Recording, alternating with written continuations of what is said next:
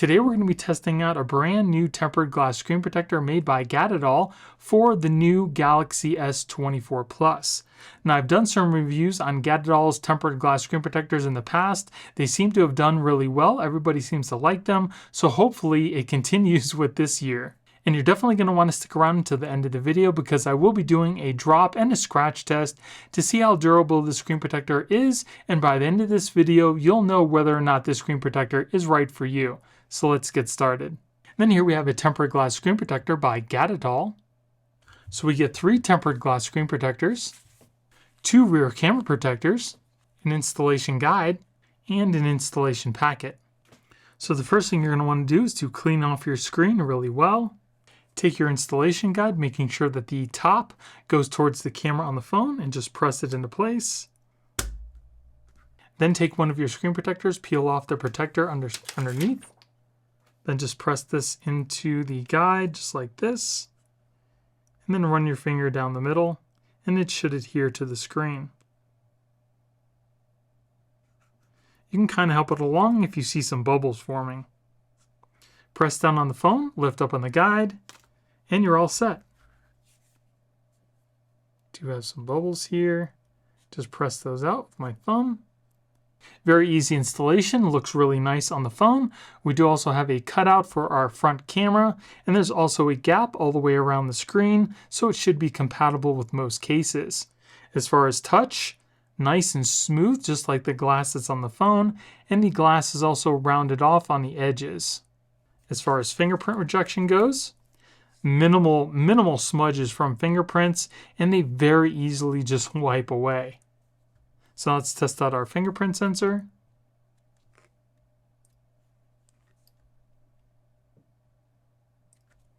Fingerprint sensor seems to be working just fine. No issues there. As you can see, it is crystal clear, and touch is working perfectly fine. No issues there. Everything's accessible. So now let's take a look and see what the screen would look like if you were to look at it with polarized sunglasses. So as you can see, there is a slight rainbow effect if you twist and turn the phone, but if you're looking at it pretty much dead on, you really don't see much of a rainbow. So now let's put it in one of our cases. And it seems to fit the case perfectly. There's still a slight gap all the way around the edge of the case. There's no lifting, so it's not touching the case itself, so it should be compatible with most cases. So now let's install our rear camera protector. Again, you want to make sure that the area is clean. Take one of your rear camera protectors and just peel it off the back. It doesn't matter how you install it. Place it over your camera lenses and press it into place. And you are all set. Looks like it was supposed to be there on your phone. It doesn't add much height to the lenses either, but it does give them protection. So now let's test out the camera. The rear camera looks nice and clear.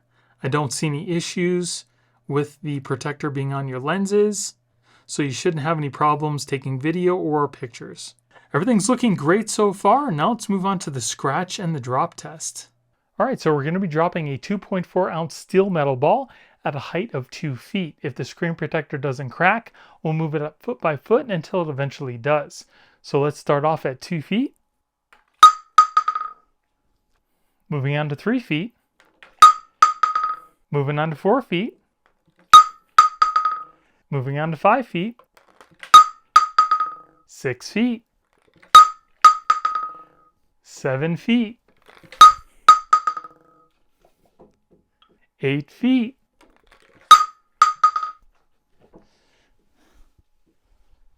So this screen protector lasted up until an impressive 8-foot drop. Now let's move on to the scratch test. So regular tempered glass typically starts to scratch around a number 6, so we're going to start off with a number 5. It'll move on to a number 6, and finally a number 7. So if we take a closer look, you can see there are no scratches at the number 5. There are a little deeper at a number 6 and deeper than that at a number 7. So scratch resistance seems to be pretty standard for tempered glass. So installation for the screen protector was super easy. It also does seem to work well with the in-display fingerprint sensor. It is case friendly. It lasted up until an 8-foot drop, and scratch resistance seems to be pretty standard for tempered glass. Now let's test out the scratch resistance of the rear camera protector. So again, we'll start off with the number 5. Then we'll move on to a number 6. And then finally a number 7. So if you take a closer look here, you can see there are no scratches at the number 5. There are slight at the number 6 and just a little deeper at a number 7. So again, scratch resistance seems to be pretty standard for tempered glass.